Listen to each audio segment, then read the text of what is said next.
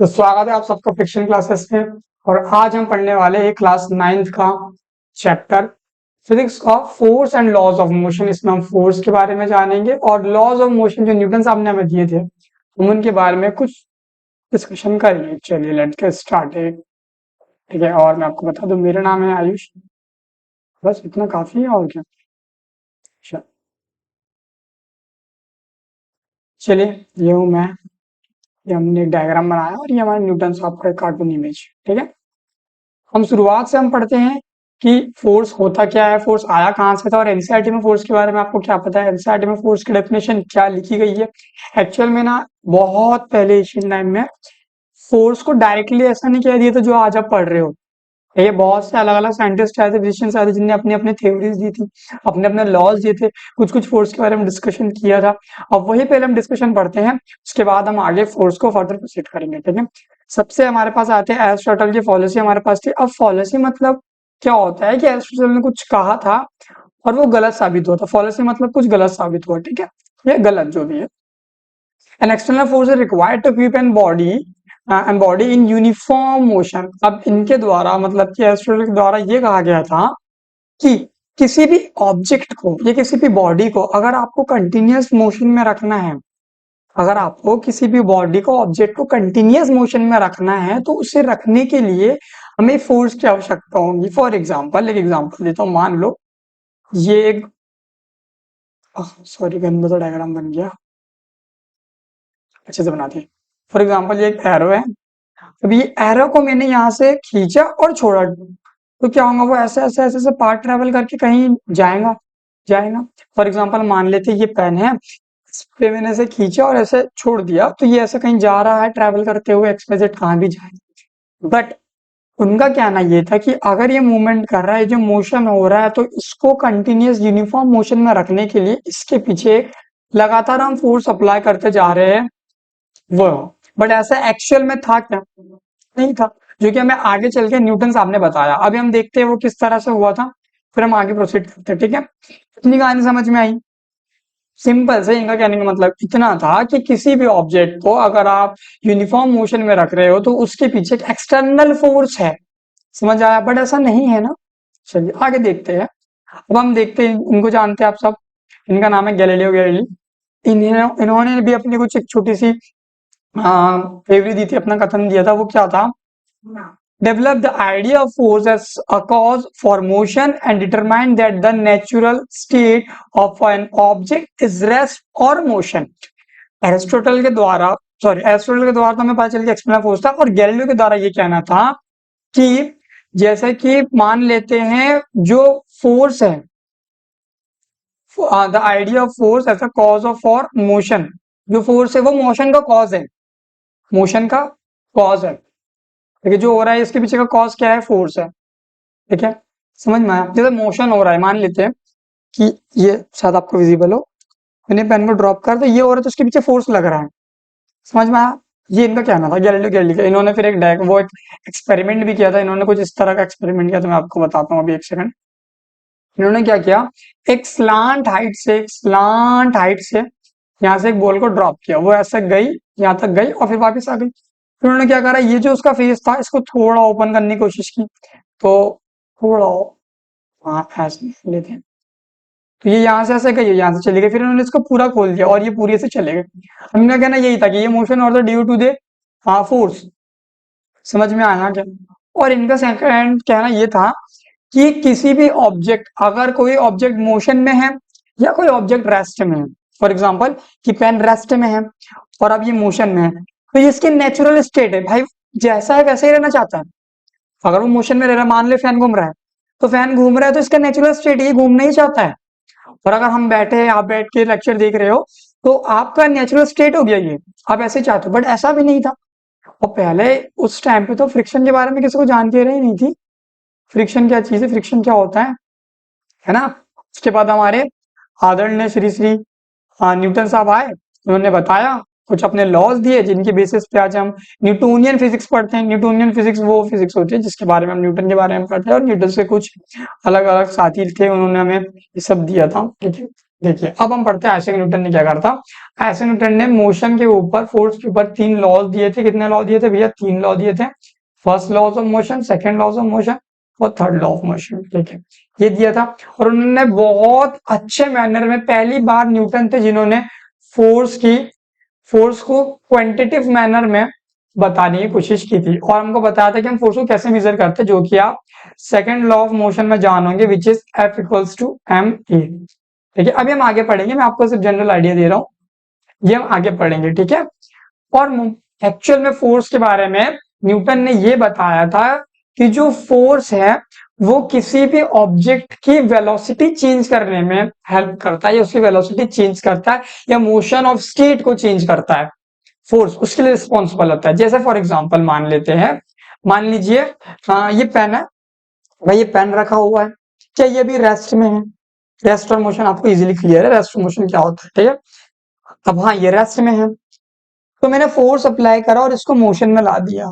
और मान लेते हैं अगर ये मोशन में है तो मैंने फोर्स अप्लाई करके इसको रेस्ट में ला दिया। तो क्या मैंने इसका स्टेट चेंज करा? ये मोशन में था तो मैंने इसको रेस्ट में लाया, इस रेस्ट में था तो मैंने इसको मोशन में लाया। तो क्या मैंने इसका स्टेट ऑफ मोशन चेंज करा, स्टेट चेंज करा? समझ में आया? इसकी वेलोसिटी चेंज करी, समझ में आया? ठीक है, आगे हम थोड़ा सा और पढ़ते हैं इसके डेरिवेटिव और डेफिनेशंस वगैरह। ठीक है, थ्योरी पढ़ते हैं थोड़ी सी। क्या लिखा है? A force is an interactive that when unopposed will change the motion of an object। वही बताया ना मैंने कि किस तरह फोर्स क्या है, ऑब्जेक्ट का मोशन को चेंज करने के पीछे रिस्पॉन्सिबल है। समझ में आया? आगे देखिए, एक second. Force can also be describe intuitively as a push और अ पुल। जो आपको एनसीईआरटी में पहले डेफिनेशन आपको ये मिलेंगी, फोर्स इज अ पुश और पुल। ठीक है, या तो खींचना या तो धक्का देना, वो हम फोर्स को कह रहे होते हैं अकॉर्डिंग टू एनसीईआरटी। पहले आपने पढ़ी होंगी 6th वगैरह में, ये सब है ना। इतनी बात समझ में आई? तो कम, चलिए आगे बढ़ते हैं। ये हमने ना जनरली बताया है, ठीक है, इसके पीछे हमने वो नहीं कहा है। देखिए यहाँ लिखा है ना, हाँ इंट्यूटिवली मतलब ये होता है कि ना बिना फैक्ट्स के, बिना कुछ को जाने हमने मान लिया कि चलो हाँ ठीक है ऐसा ही है। ऐसा अभी हमने इसके बारे में अच्छे से डिस्कशन नहीं किया, अभी हम जानेंगे फोर्स के एक्चुअल में फोर्स क्या चीज है। ठीक है, आगे बढ़ते हैं। A force has both magnitude and direction making it a vector quantity। ठीक है, फोर्स क्या होती है?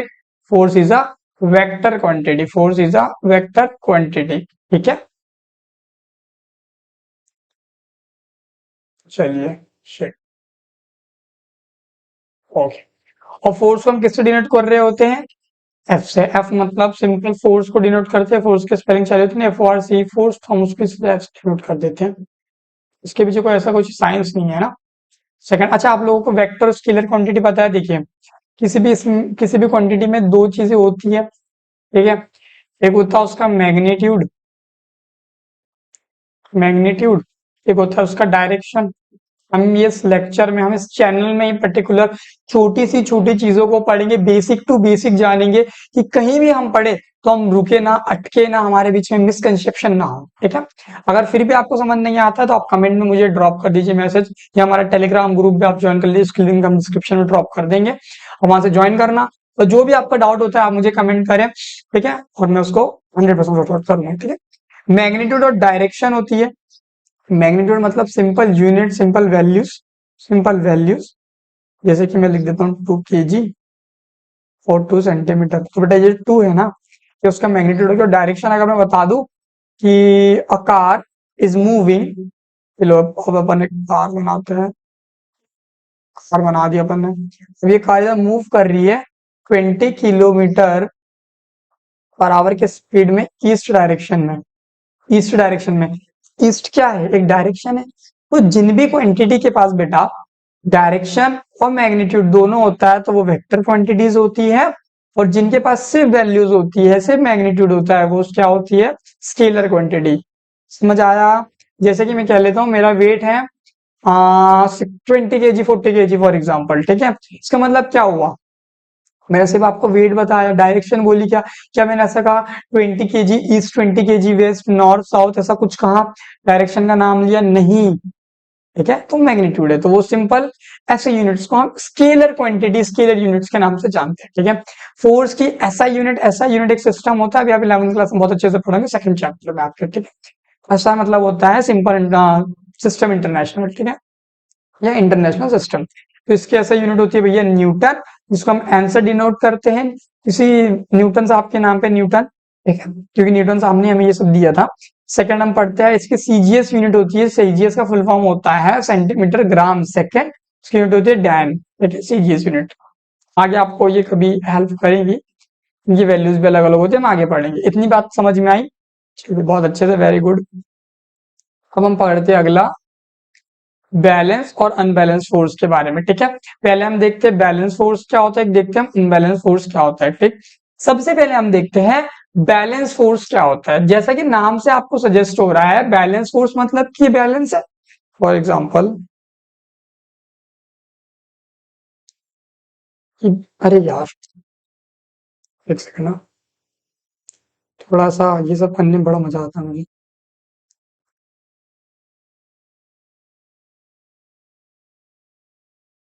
ये देखो, ये सब बैलेंस हम कहते हैं ना, हाँ भाई, जैसे आप साइकिल चलाते हो तो आप एकदम बैलेंस, आप शुरू में जब आपने पहली बार साइकिल चलाई होंगी तो जाहिर सी बात है आप कभी ना कभी गिरे होंगे, फिर धीरे धीरे आप बैलेंस बनाना सीखे थे। समझ गए बैलेंस बनाने का मतलब, कि आप सीधे सीधे बढ़िया आराम से चला पाते हो साइकिल में, है ना।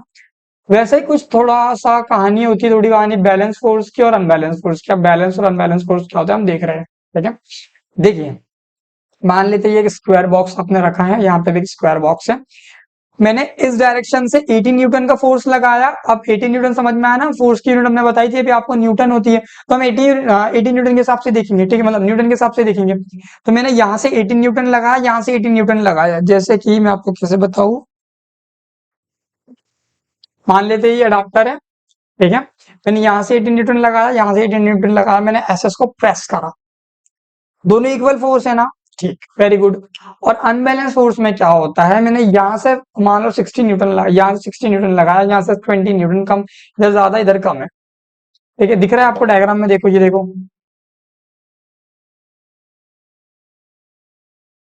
ठीक है, ये देखो आप 60 न्यूटन और 20 न्यूटन। बैलेंस फोर्स में क्या होता है, सारे मतलब दोनों डायरेक्शन से या जहां से भी आप फोर्स लगा रहे हो सारे डायरेक्शन से इक्वल फोर्स अप्लाई होता है, इक्वल क्वांटिटी का फोर्स अप्लाई होता है, इक्वल मैग्नीट्यूड का फोर्स अप्लाई होता है फ्रॉम बोथ द डायरेक्शन। मतलब अगर आप मान लेते हैं, अगर आप राइट से फोर्स लगा रहे हैं 20 न्यूटन का, तो बेटा लेफ्ट से मतलब पीछे से भी, लेफ्ट से भी उसको उतना ही फोर्स लगेगा 20 न्यूटन का, और उसे ही हम बैलेंस फोर्स के नाम से जानते हैं। समझ में आया?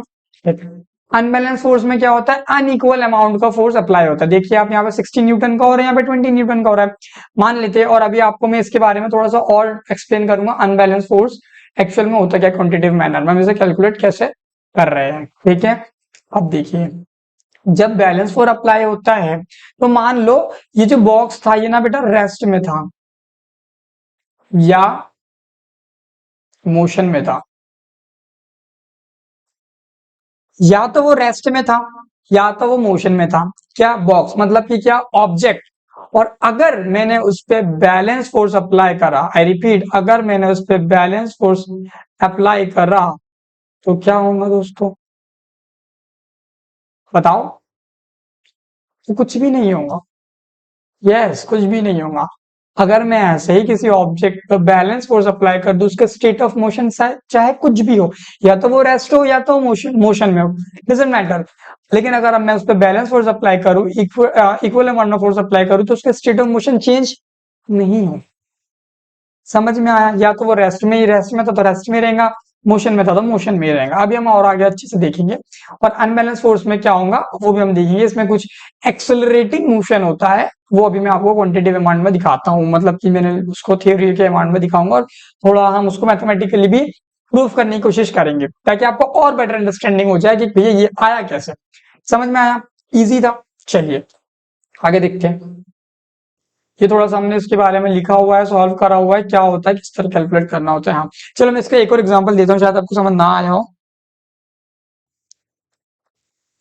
ये एक बुक है, मैंने इसे ऐसा ओपन करा, ठीक है, और मान लेते हैं ये आपके भैया ने जैसे से पुल करा, और इधर से आपने पुल करा, अब दोनों आप खींच रहे हैं।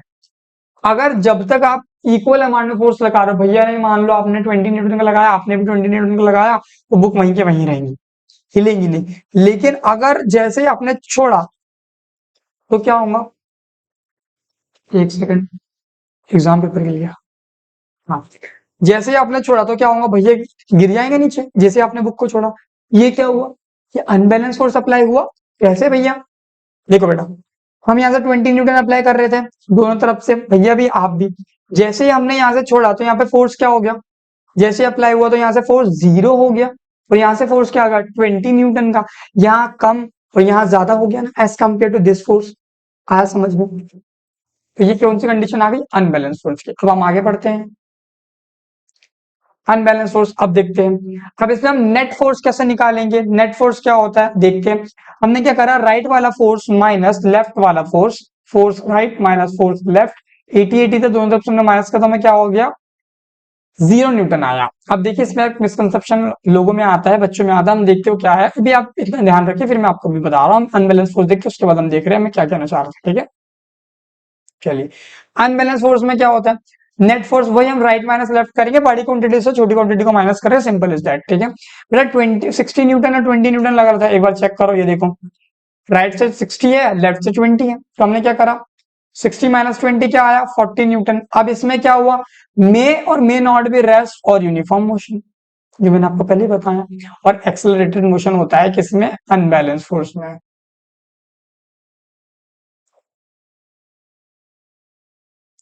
ठीक है। चलिए, अब देखो इस पर नेट फोर्स 0 है, इसका ये मतलब नहीं है इस पर कोई फोर्स ही नहीं लग रहा, समझ पा रहे हो। देखो इस पे एक फोर्स लगाया, इस पे एक फोर्स लगाया, फोर्स कितना है 80 दोनों तरफ से लग रहा है, लेकिन इसमें जो टोटल फोर्स लग रहा है वो 0 न्यूटन का लग रहा है। कैसे, क्योंकि ये फोर्स और ये फोर्स आपस में एक दूसरे को कैंसिल आउट कर दे रहे हैं, तो कितना होगा 0 न्यूटन। बट इसका मतलब ये नहीं है कि रेस्ट में ही होगा, इसका मतलब ये नहीं है कि रेस्ट में होगा, मैंने क्या बताया, either rest either motion, simple is that. और इसमें क्या होगा, एक्सेलरेटेड मोशन होगा, 60 न्यूटन के हिसाब से वो इधर मूव करने लग जाएगा। समझ में आया, एक्सेलरेशन होने लगेगा। इज इट क्लियर, पक्का। आगे बढ़ते हैं। It is the condition where net force action on a body is 0, अभी हमने वही देखा था, और इसमें क्या होता है नॉन जीरो होता है। समझ में आया, देखो ये सब नोट्स आपको लिंक में मिल जाएगा डाउनलोड करने के लिए, वहां से इसको सिंपली डाउनलोड कर सकते हैं, ठीक है। सॉरी, आगे देखते हैं। It is the reason behind maintaining the previous inertia of a body, is the reason behind changing the inertia of a body. अब थोड़ा सा हम देखते हैं, अभी आपको इतना जान लेना है, इनर्शिया मतलब ये होता है कि मान लेते हैं अगर कोई ऑब्जेक्ट मोशन में था तो वो उसी स्टेट में रहना चाहता है, अगर वो रेस्ट में था तो वो उसी स्टेट में रहना चाहता है, जिसको आप लोग ना हिंदी में कह सकते हैं आलस पर, ठीक है। जैसे आप लोग सुबह उठते हैं, उठते जल्दी नहीं उठते होंगे, मम्मी उठाते होंगे तो आप बोलते हैं यार रहने दो यार, मत उठाओ रहने दो। वही आलस बस आपका इनर्शिया हो, समझा। अभी हम इनर्शिया के बारे में देखेंगे। फर्स्ट लॉ हमारा है वो टोटली बेस्ड ऑन इनर्शिया है। तो अभी आपको इतना याद रखना है कि बेटा जो बैलेंस फोर्स होता है वो प्रीवियस इनर्शिया को बनाए रखने के लिए रिस्पॉन्सिबल होता है। बनाए रखने के लिए भैया मतलब क्या, देखिए अभी हमने फोर्स अप्लाई कर दिया था, है ना, हमने 18 न्यूटन अप्लाई कर दिया था, इक्वल फोर्स था, तो क्या उसका स्टेट ऑफ मोशन चेंज हुआ था क्या, नहीं। तो क्या वो रेस्ट से मोशन में गया था, नहीं है। मोशन से रेस्ट में आया था, नहीं, है ना। तो मतलब वो जैसा था वैसे ही रहना चाहता था, जिस हालत में था, जिस कंडीशन में था, जिस स्टेट में था, वो उसी स्टेट को बरकरार रखना चाहता था। समझ में आया। जैसे आप सो रहे थे तो आप सोने ही चाहते थे, वो आपका इनर्शिया था। वैसे ही अगर मैं बैलेंस फोर्स अप्लाई करता हूं तो वो पुराना इनर्शिया, मतलब वो अगर मोशन में है, वो इनर्शिया ऑफ मोशन है, या वो रेस्ट में इनर्शिया ऑफ रेस्ट है, तो वो उसी को बरकरार रखना चाहता है। वो नहीं चाहता है कि मैं रेस्ट से मोशन में आऊं या मोशन से रेस्ट में आऊं। कौन नहीं चाहता है बेटा, balance force. Is it clear, समझ आया। और ये किसके लिए रिस्पॉन्सिबल होता है, तो चेंजिंग इनर्शिया, रेस्ट से मोशन कर दिया, मोशन से रेस्ट कर दिया, सिंपल इज दैट। समझ आया ना, वही आगे है। बॉडी विल बी रेस्ट और uniform motion constant speed according to the previous rest. वही मैंने बताया था, या मोशन में तो मोशन में रहेगा, रेस्ट में तो रेस्ट में रहेगा। तो आप ये पढ़ सकते हैं body will B motion moving, sorry body will be moving with uniform acceleration. Is it clear? चलिए, न्यूमेरिकल आ रहा है हमारे सामने, हम उससे डील करते हैं। हमारे पास क्वेश्चन ये बोला है 800 8000 sorry 8000 kg engine pools a train of wagon, wagon मतलब होता है बोगिया, ईच ऑफ 2 kg मतलब 2000 kg along a horizontal track if the engine exerted a force of 40,000 newton and the track offers a friction force of 5,000 newton, then calculate the net accelerating force, और मतलब उसी के बाद B number में आपको दिया है the acceleration of the train. समझ में आया? क्या बोला है कि ये एक इंजन है, ये आपका इंजन है, उसका वेट आपको कितना दिया दोस्तों? 8,000 किलो, जो कि खींच रहा है बोगियों को। कितनी कितनी केजी की? 2,000 केजी की एक बोगिया है। Along horizontal drive engine exerted a force, और वो कितने फोर्स से उसे खींच रहा है? 40,000 न्यूटन के फोर्स से वो खींच रहा है ट्रैक के ऊपर। और फ्रिक्शनल फोर्स जो कि उसके अपोजिट डायरेक्शन में, देखो देखो देखो देखो देखो देखो, आराम से आराम से, कलर चेंज करो, कौन सा ले, ब्लू ले लेते हैं, ठीक है। देखिए ये दिख रहा है आपको, इंजन जो है उसने 40,000 न्यूटन से इधर खींचा, तो ये जो पटरियां दिख रही है आपको, पटरियां मतलब कि रेलवे ट्रैक, सॉरी हमारे यहाँ पटरियां कहते हैं अभी, ठीक है। और इंजन ने इधर अप्लाई करा फोर्स, तो जाहिर सी बात है फ्रिक्शनल फोर्स किधर लगता है? Opposite to direction of applied force, है ना। अब ये अपोजिट डायरेक्शन में लगा, तो ये अपोजिट इधर लग रहा है और इंजन इधर जा रहा है, ये इंजन हो गया, ये इधर फोर्स लगा रहा है, तो भाई साहब फ्रिक्शनल फोर्स इधर लग रहा है, जो कि कितना है? 5,000 न्यूटन का। तो हमें नेट एक्सेलरेटिंग फोर्स निकालना है, जो भी हमने निकाला था। पहले हमने गिवन लिखा, मैं मास कितना दिया? 18,000 केजी। अब ये 18,000 केजी कैसे आया? बताओ बताओ बताओ।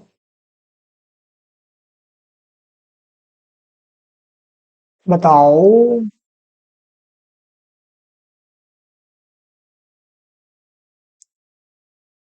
बताओ, बता दिए कमेंट में।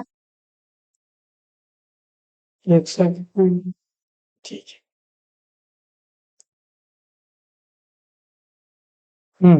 चलिए,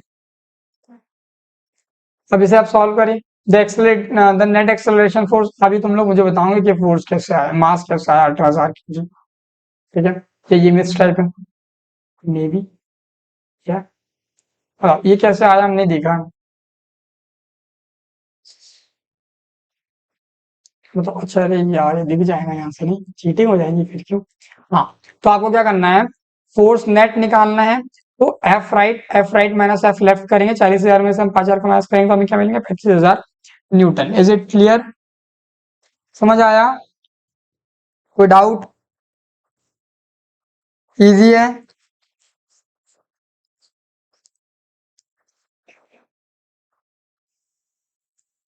बताइए।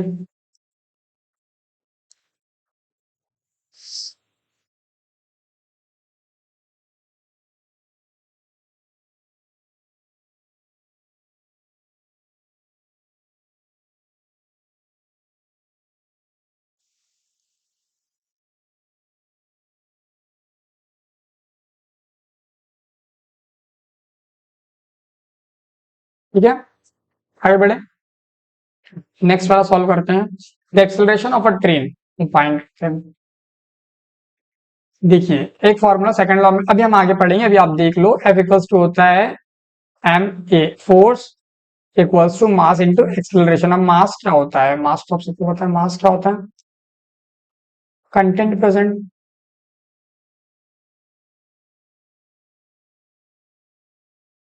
ठीक है।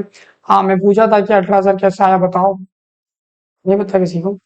सिंपल है यार बहुत, देखो, एक बोगी का वेट कितना था? 2,000। कितनी बोगियां है?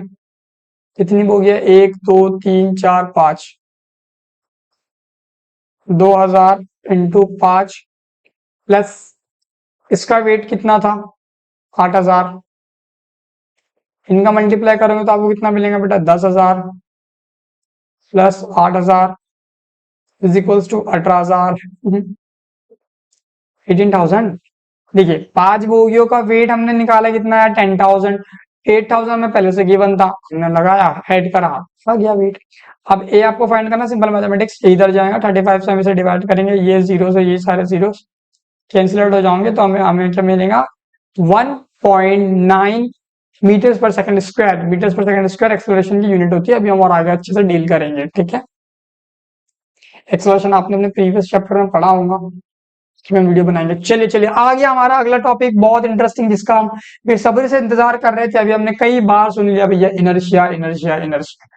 अभी इनर्शिया क्या बला है हम उसको देखने वाले हैं। चलिए, इनर्शिया ऑफ रेस्ट और अ मोशन, दो तरह के इनर्शिया होते हैं। तो रेस्ट में तो वैसे होते बहुत सारे हैं, जैसे inertia of direction, inertia of XYZ बहुत सारे होते हैं, वो अलग अलग चीजें, बस आपको दो पता होना चाहिए मेनली, जिस सब सारी चीजों को कंक्लूड करेंगे, ठीक है ना। Inertia is a property of a body to oppose the change in its states, rest or motion. अब inertia क्या है? Inertia किसी भी बॉडी की वो प्रॉपर्टी है, किसी भी ऑब्जेक्ट की वो प्रॉपर्टी है जो कि उसको ना अपना मोशन चेंज करने के लिए मना करता है। अपना मोशन या फिर state of motion, state of rest को चेंज करने के लिए मना करता है, उसका अपोज कर रहा होता है, वो क्या है? इनर्शिया है। जैसे कि मान लेते, मैं आपको एक चीज एग्जांपल देता हूं। मान लो आपके पास दो कंडीशन है, ठीक है। पहली, एक बहुत बड़ा सा बेड है और एक छोटा सा टेबल है, ठीक है ना। आपके रूम में है, आपके रूम में वो रखा है। अब मैंने कहा कि भैया एक काम करते हैं, हम ना थोड़ा ना रूम कंजेस्टेड हो रहा है, हमने इसे कुछ ऐसा अरेंजमेंट करते हैं कि अपने पास ना जगह हो जाए अच्छे से, और हम अच्छे से रह पाए उस रूम में। तो बेटा, instead of moving this bed, क्या आप टेबल को हटाना पसंद करोगे? क्या आप टेबल को हटाना पसंद करोगे? करोगे? क्यों? क्योंकि ये भारी है ज्यादा, इसका मास ज्यादा है, इसका मास कम है। तो जिसका मास ज्यादा होता है उसी का, एक सेकेंड, जिसका मास ज्यादा होता है उसका इनर्शिया भी ज्यादा होता है। अब मान लो कोई एक मोटे से अंकल आपके चेयर पे बैठ गए, तो उनको उठने में ज्यादा तकलीफ होंगी कि कोई स्लिम, मान लो मैं हूं एकदम दुबला पतला सा इंसान, तो मुझे उठने में ज्यादा दिक्कत होंगी या मोटे से अंकल को? मुझे? नहीं ना यार, उनको ही होगी, वो उनका वेट ज्यादा है ना। समझ में आया? ठीक है ना। तो वही इनर्शिया होता है, लेजीनेस, ठीक है। कोई वो स्टेट को चेंज करना चाहता है, मोशन में जाना चाहता है या रेस्ट में जाना चाहता है, उसको एक खुद के अंदर से लगता है यार नहीं यार, रहने देते हैं, ठीक है। वो चीज समझ में आया। जैसे आप लोग सोचते होंगे कल से पढ़ूंगा 4 बजे से, सुबह उठ के रोज 4 घंटे पढ़ूंगा। मैं बोलता सुबह कौन पढ़ता है यार? बेटा वो इनर्शिया है, वो इनर्शिया है, ठीक है। इनर्शिया जनरली 3 टाइप के होते हैं, रेस्ट, मोशन और direction. Inertia of rest, inertia of motion, inertia of direction. Inertia of rest आपको समझ आया, रेस्ट में तो रेस्ट में रहना चाहते हैं। इनर्शिया ऑफ मोशन, भैया घूम रहा है तो घूमते रहना चाहता है, मोशन में तो मोशन में रहना चाहता है। और डायरेक्शन क्या? एक डायरेक्शन से मूव कर रहा है, सीधे सीधे जा रहा है, सीधे ही जाना है ना, नॉर्थ लेना है ना, इधर जाना है ना उधर जाना, सीधे चलने दो चलने दो चलने दो, वो हो जाता है इनर्शिया ऑफ डायरेक्शन। समझ में आया? दूसरी चीज, inertia is directly proportional to the mass of a body.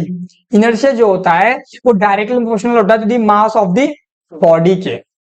आया समझ में? जैसे मैंने बताया, मोर दी मास मोर दी इनर्शिया। जैसे जैसे आपके ऑब्जेक्ट का मास या बॉडी का मास बढ़ते जाएगा, इनर्शिया भी बढ़ते चले जाएगा। समझ में आया? ठीक है, कोई बहुत कॉम्प्लिकेटिंग तो चीज नहीं थी। एक सेकंड में से रब कर दूं, आपके नोट्स में वो प्रिंट हो जाएगा। चलिए आज का अब अगला टॉपिक हम पढ़ रहे हैं, which is Newton's law of motion. अभी हम इनर्शिया के कुछ एग्जांपल भी देखेंगे इसके बाद वाले स्लाइड में, ठीक है ना। क्या पहले एग्जांपल देख लेते हैं ना? चलिए, नहीं आप पहले पढ़ ही लेते हैं, ठीक है। पहले मैंने आपको एनसीईआरटी की डेफिनेशन लिखी है। It states that if a body is at rest it will remain at rest, and a body with uniform motion it will remain in a uniform motion until and unless an external unbalanced force is applied on it। ठीक है, समझिए, फिर से हम लगाते हैं body से rest external balanced force और यूनिफॉर्म मोशन। देखिए, कुछ मैंने इंपॉर्टेंट टर्म्स को हाईलाइट करा है यहाँ पे, हम उस पर ध्यान देते हैं।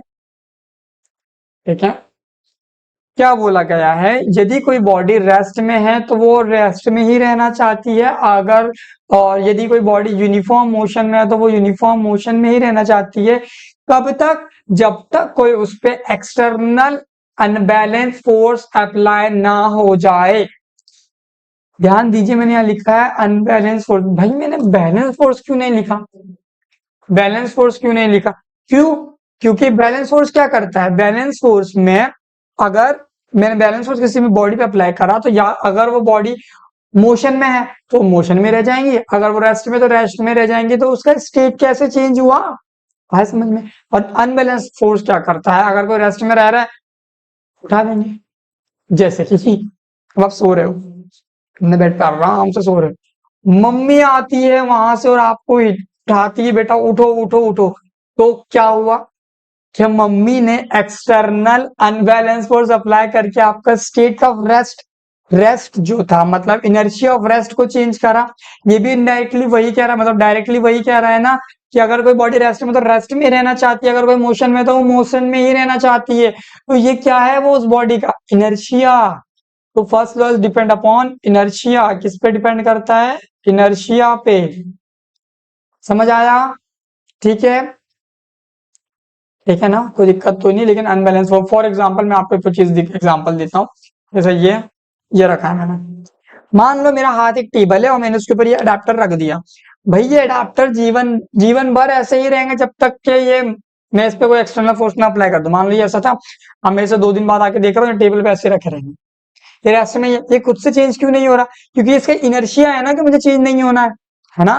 और मैं इसे ऐसे हटा दूं तो मैंने एक्सटर्नल अनबैलेंस फोर्स अप्लाई करा तो क्या हुआ, इसका स्टेट चेंज हो गया, रेस्ट से मोशन में चला गया। और ये मोशन कर रहा है, मोशन कर रहा है, मोशन कर रहा हूं, मैं इसको पकड़े बढ़िया चुपचाप। तो क्या हुआ, इसका मोशन में मैंने इसका मोशन चेंज करके रेस्ट में रख दिया। समझ में आया? समझ में आया? Is it clear? चलिए आगे बढ़ते हैं।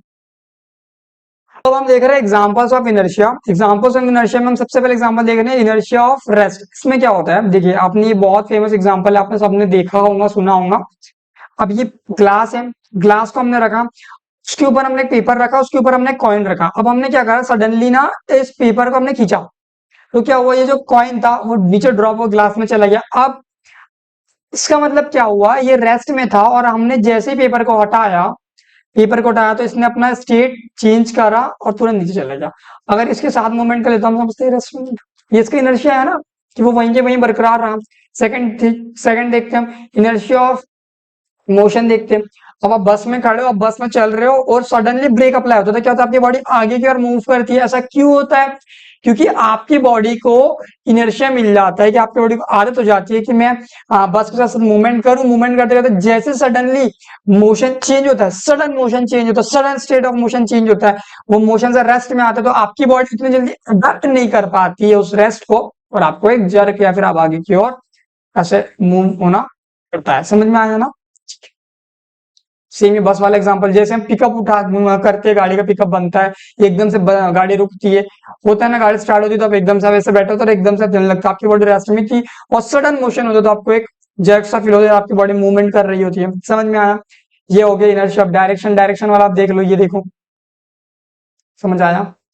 अब इसको मैं मूवमेंट करा रहा हूँ तो ये ऐसा ऐसा ऐसा मूवमेंट करने लगता है, करने लगता है, करता है। क्या वो ऐसा नीचे एकदम ड्रॉप हो जाता है कि नहीं? जैसे जैसे फोर्स कम हो जाए उसको, मतलब हम रोटेशन कम हो जाता है, उसका जो मोमेंटम कम हो जाता है तो वो ऑटोमेटिक नीचे हो जाता है। उसके पीछे भी साइंस है, फिजिक्स है, हम वो भी पढ़ेंगे आगे बट। ठीक है, ये इसका टॉप व्यू है, इसको साइड व्यू। समझ में आया? और भी नशे के आपने बहुत सारे एग्जाम्पल देखेंगे आप, बहुत सारे। जैसे मान लो एक ब्लॉक है, यहाँ पे एक भाई आ रहे हैं बाइक पे अपनी, मान लो इनका नाम है चिंटा। अब चिंटा भाई साहब आ रहे थे बेहतरीन स्पीड से 60 किलोमीटर पर आवर। ये स्पीड से आ रहा है। अब यहाँ पे एक दीवार आ गई, वो इस पे ऐसे टकरा है इनकी बाइक, और ये कूद कर यहाँ एकदम ऐसे गिर गए हमारे भाई साहब। ये क्या हुआ, गाड़ी तो वही रुक गई, लेकिन ये भाई साहब चिंटा भाई साहब नीचे क्यों गिर गए? क्या हुआ, सडनली गाड़ी का मूवमेंट था, तो चिंटा की बॉडी क्या हुई, वो भी मोशन में आ गई, रेस्ट मोशन, इनर्शिया मोशन में उनके साथ से चल रही। अब सडनली अप्लाई हो गया, तो क्या हुआ, मोशन से वो किस में चले गए, सडन रेस्ट में। तो रेस्ट में चलने की वजह से क्या हुआ, यहाँ पे आके गिर गए। समझ में आया, ये भी इनर्शिया दोस्त, ठीक है ना? समझ आया, समझ आया, समझ आया, मजा आया। होप आपको बहुत अच्छे से सब कुछ समझ में आया हो, ठीक है। अब आज के लिए इतना लेक्चर काफी है। नेक्स्ट लेक्चर में हम कॉन्सेप्ट ऑफ मास को पढ़ेंगे, ठीक है, और हम सेकंड लॉ ऑफ मोशन को पढ़ेंगे। थैंक यू सो मच कि आप यहाँ तक बने रहे, आपने सारी वीडियो कंप्लीट वीडियो देखी, ठीक है। और कोई सजेशन हो आपको कि इस वीडियो में और कुछ मुझे ऐड ऑन करना चाहिए, एडिट करना चाहिए, कुछ वॉइस में इशू आ रहा हो, वीडियो में इशू आ रहा हो, एक्सप्लेनेशन में इशू आ रहा हो, कुछ बातें नहीं समझ आ रही हो, तो मुझे प्लीज बताएं। मैं उसको 110% उसको इम्प्लीमेंट करूंगा, परफेक्ट करने की कोशिश करूंगा। तो ये कीप सपोर्टिंग, सब्सक्राइब लाइक कर दो, लोगों में शेयर कर दो, अपना चैनल वायरल करा दो यार मुझे भी, ठीक है। और हम अगले लेक्चर में फिर मिलते हैं, कॉन्सेप्ट ऑफ मास स्टार्ट करेंगे।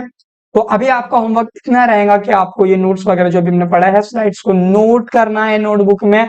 ये लेक्चर का पीडीएफ में तब ही अपलोड करूंगा जब मेरा सारा कुछ कंप्लीट हो जाएगा चैप्टर का, मैं बीच में अपलोड नहीं करूंगा, मैंने तो मैं प्रिंट करा लूंगी, ठीक है। तो तुम्हारा काम क्या है, जो भी होता है पॉज करा करो वीडियो को, क्वेश्चन को सॉल्व करा करो, उसी के साथ साथ उसे नोट भी करा करो बेटा। हैंड रिटन नोट्स बहुत हेल्पफुल होते हैं भाई, पढ़ते समय ना आपको पता होता है कि हमने क्या लिखा। हम आगे आगे चीजों को जैसे इम्प्लीमेंट करेंगे, पढ़ जानेंगे नोट्स कैसे बना लीजिए, कैसे, ठीक है, कोड्स कैसे यूज करें, नोट्स, बहुत बहुत बहुत बहुत सारी चीजें देखेंगे, बहुत सारी चीजें देखेंगे। बहुत इंटरेस्टिंग होने वाला है चैनल, बहुत ही क्रेजी बना दूंगा इस चैनल को, बहुत मजा आएगा। हम सब मिलकर, हमारी टीम, मेरे साथ मेरी टीम भी बहुत बहुत मेहनत करे आप लोगों के लिए, ठीक है। चलिए आगे बढ़ते हैं, नए नए लेक्चर को हम शूट करेंगे, बाद में आपको देंगे। चलिए, thank you so much, bye.